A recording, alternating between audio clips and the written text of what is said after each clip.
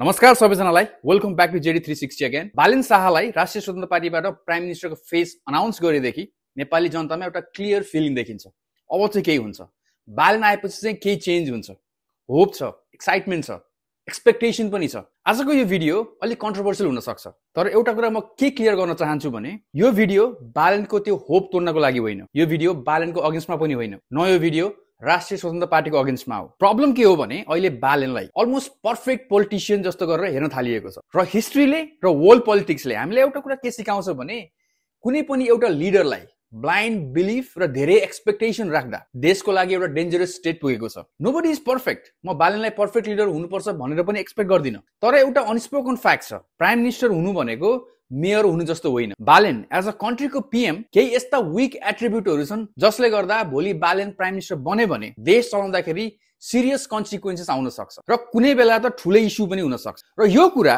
धेरै जस्तो मान्छेहरूले बोल्न सकिरहेको छैनन् या बोल्न चाहँदैनन्। सो आजको भिडियोमा इमोसनलाई साइडमा राखेर, पोलिटिकल बायसनेसलाई साइडमा राखेर Balen as a possible PM को dark side honestly calmly discuss गर्न गइरहेको छु। यो भिडियो पुरै हेरेर मात्रै आफ्नो ओपिनियन दिनु होला, भिडियो क्लिप हेरेर भिडियो रियाक्सन नगर्नु होला, यो मेरो हम्बल रिक्वेस्ट हो।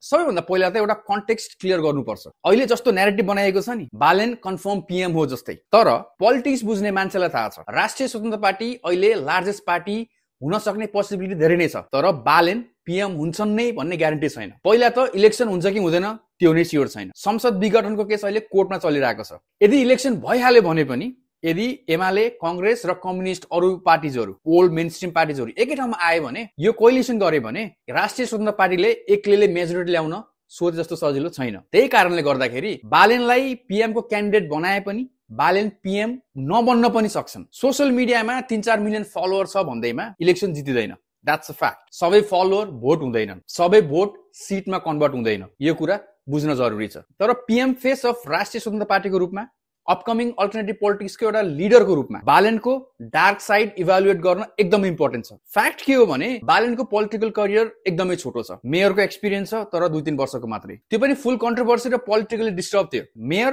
र प्राइम मिनिस्टर आकाश जमिनको फरक हुन्छ। एउटा सिटी ह्यान्डल गर्नु र एउटा कन्ट्री ह्यान्डल गर्नुमा एकदमै फरक हुन्छ।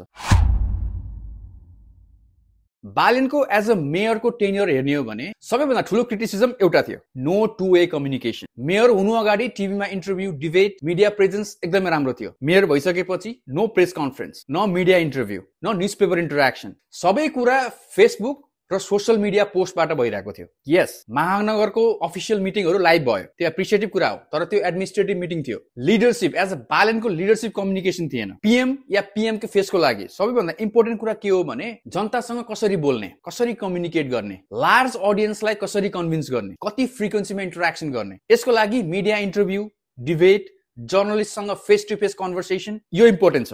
अर्को कुरा आफ्नो भिजन कसरी सेयर गर्ने, आफ्नो फिलोसफी, आफ्नो थट प्रोसेस, मैले देखेको नेपाल यस्तो हो भनेर एक्सप्लेन गर्न सक्नुपर्छ। अनफर्चुनेटली बालेनको केसमा चाहिँ उनको सोशल मिडिया ह्यान्डलबाट राम्रो कामको एडभर्टिजमेन्ट मात्रै भयो, counter question, debate, clarification zero.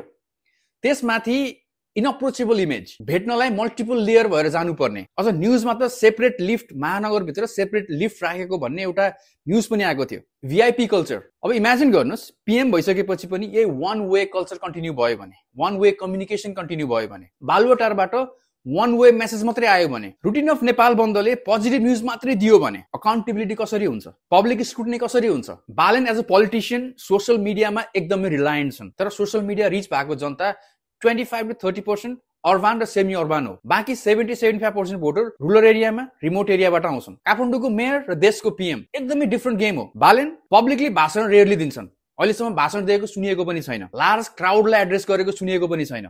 What ever happens behind the close door or in social media. Vision खुलेर राख्दैनन्, उनको भिजन के हो भनेर हामीले क्लियर थाहा पाउन सकिँदैन, फिलोसफी एक्सप्लेन गर्न सक्दैनन्। लार्ज अडियन्सलाई एड्रेस गर्नु पीएम को एउटा कोर स्किल हो। यो एरियामा बालेन आइदर कन्सियसली अभोइड गर्छन् या कम्फर्टेबल छैनन्। जे भए पनि यो दुईटै सिचुएसन कन्सर्निङ हो।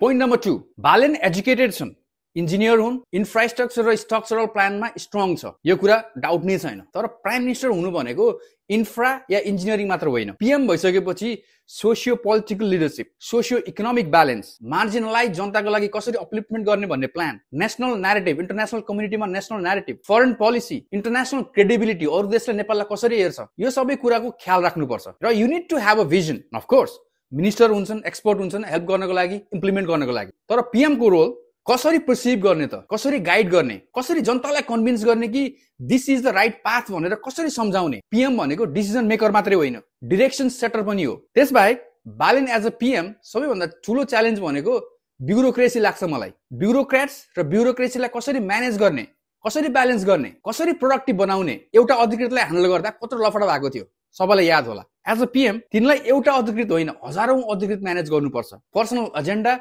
इगोले सिस्टम चल्दैन, एकजनालाई कारबाही गरेर हुँदैन। You need to have a clear plan, कसरी गाइड गर्ने, कसरी डिसिप्लिन गर्ने, कसरी सबैलाई इफेक्टिभली म्यानेज गर्ने। अब अर्को एउटा सिरियस कुरा छ, कुनै बेला इन्डियाको एउटा मुभी ब्यान गर्ने कदम विरुद्ध पाटन अदालतले गरेको एउटा निर्णय मान्दिन भन्दै जुडिसियरीकै अगेन्स्टमा गएर अर्डर नमान्ने जस्तो बिहेभियरको पनि रेकर्ड छ। जसले आफूले भनेको मान्दैन, आफूलाई मन पर्दैन, त्यसलाई डिरेक्टली अट्याक गर्ने। इभन इफ इट्स जुडिसियरी, यो प्याटर्न बालेनको लिडरशिप स्टाइलमा क्लियरली देखिन्छ। म अलिकति सेन्सिटिभ पोइन्टमा आउँछु। Maybe I am wrong here, म रङ हुन पनि सक्छु। तर बालेन, रवि र कुलमानको गठबन्धन धेरै लामो समयसम्म टिक्छ जस्तो लाग्दैन मलाई। यदि रासपाले मेजोरिटी ल्यायो भने पनि बालेन कति बेरसम्म प्राइम मिनिस्टर रहिरहन्छन् त, द्याट्स भेरी क्वेसनेबल। वाइ? बालेनको वर्किङ स्टाइल हाइली इन्डिभिजुअलिस्टिक छ, भेरी इन्फ्लेक्सिबल छ, अरूमा धेरै ब्लेम गर्ने एट्रिब्युट छ, and less room for negotiation खालको छ।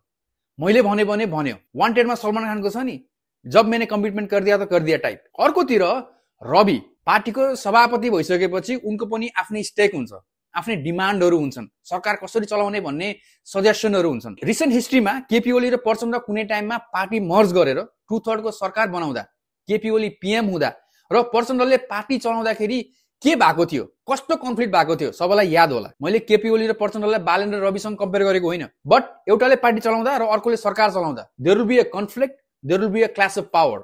स्पेशली रवि र बालेनको अप्रोच र लिडरशिप स्किल्स एकदमै फरक छ। त्यसबाहेक थर्ड व्हील कुलमान घिसिङ मलाई झन् अपर्च्युनिटी जस्तो लाग्छ। कुनै मन्त्रीको कुरा मिलेन या के आफ्नो पार्टीको कुरा मिलेन भने पार्टी छोडेर हिँड्न सक्छन् इमिडिएटली विदाउट एनी हेजिटेसन। त्यसै कारणले अहिलेको जुन बीआरके एग्रिमेन्ट छ एकदमै एउटा थिन रोपमा लट्केको देखिन्छ, जति बेला पनि चुडिन सक्छ। अटोक्रेटिक र इगोइस्टिक वर्किङ स्टाइल बालेनको छ र अर्को दुईजनाको आफ्नै खालको एट्रिब्युट छन्। यो सबै कम्बिनेसन स्टेबल लिडरशिपको साइन होइन। अब कुरा गरौं इम्पल्स बिहेभियरको। मेरो बुढीको गाडी फेरि रोकिस् भने सिंहदरबार जलाइदिन्छु, व्हिच अल्टिमेटली जल्यो पनि। यस्ता इमोसनल आउटब्रस्ट बालेनको स्ट्याटसमा धेरै नै देखिन्छ। रेस्पोन्सिबल पोजिसनमा बसेपछि, क्यापिटल सिटीको मेयरको पोजिसनमा बसिसकेपछि क्रिटिसिजम गर्नु गलत होइन, तर के बोल्ने के नबोल्ने, कसरी बोल्ने, कुन वर्डिङ युज गर्ने, यो बाउन्ड्री बुझ्नुपर्छ। त्यसमाथि fuck USA, fuck India, fuck China. अब इमेजिन गर्नुस् पीएम भइसकेपछि यो वर्डको म्याग्निट्युड। के नेपालले साँच्चीकै इन्डिया, चाइना, युएस लाई फक गर्न सक्छ? Can you really do that? Foreign policy स्लोगनले चल्दैन, डिप्लोमेसीले चल्छ। अब ग्रेटर नेपालको म्याप मेयर अफिसमा राख्नु सिम्बोलिक हो। अब पीएम अफिसमा त्यही अप्रोचले चल्न सक्छ, त्यही अप्रोचले चल्छ डिप्लोमेसी। नेसनलिस्ट हुनु र नेसनलिस्ट देखिनु फरक कुरा हो। पर्सनल इगो, पर्सनल पपुलिजमले कन्ट्रीलाई जेलेन्स्की जस्तो सिचुएसनमा पुर्याउँछ। मोडर्न पोलिटिक्समा न युक्रेन बन्न टाइम लाग्छ, न प्यालेस्टाइन हुन टाइम लाग्छ। वान रङ लिडर, वान रङ डिसिजन इनफ हुन्छ। त्यसबाहेक फरेन इन्फ्लुएन्सहरू, र सीआईए, चाइना इन्फ्लुएन्स छैन भनेर इग्नोर गर्न मिल्छ? बालेन मेयर हुँदा यो सबै कुरा, diplomacy, foreign relation, power balance, यो सबै कुरामा एउटा पोजिटिभ लर्निङ हुनुपर्ने हो। तर एउटा लर्निङको साइन नै देखिएन, झन् कन्फ्लिक्ट क्रिएट गरेको देखियो। अब सिक्दै जाला नि त भन्ने कुरा होला। कन्ट्रीको पीएम को पोस्ट लर्निङको एक्सपेरिमेन्ट गर्ने ठाउँ होइन। We need a mature leader who can handle this kind of foreign policies and foreign relationship. अनसर्टेनिटीमा लाने लिडर होइन।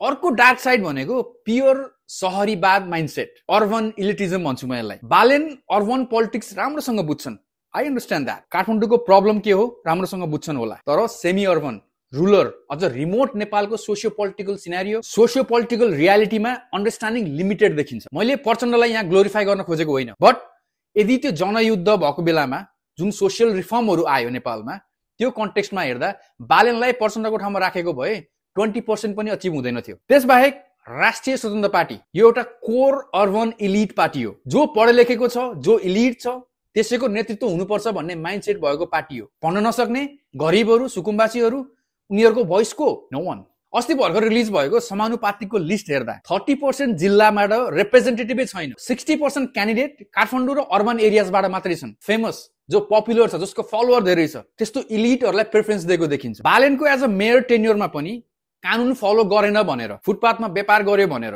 ठेलावाला, कबाडीवाला एउटा स्ट्रिक्ट रुल बुकको पोलिसी ल्याएको देखिन्छ। सुकुम्बासी बस्तीमा डोजर पनि चल्यो। फेक सुकुम्बासी छन्, आई एग्री। रियल सुकुम्बासी पनि छन्। गरिब मान्छे रहरले गरिब हुँदैन। पीएम को कुर्सीमा बस्ने मान्छेले इम्प्याथी, ह्युमिलिटी, ह्युम्यानिटी र ग्राउन्ड कनेक्ट बुझ्न जरुरी छ। That's mandatory attributes. तर यो सबै कुरामा बालेन चाहिँ स्ट्रिक्ट रुल बुक फलो गर्ने, जुन अभियसली इलिटिजमलाई फेभर गरेर आएको हुन्छ।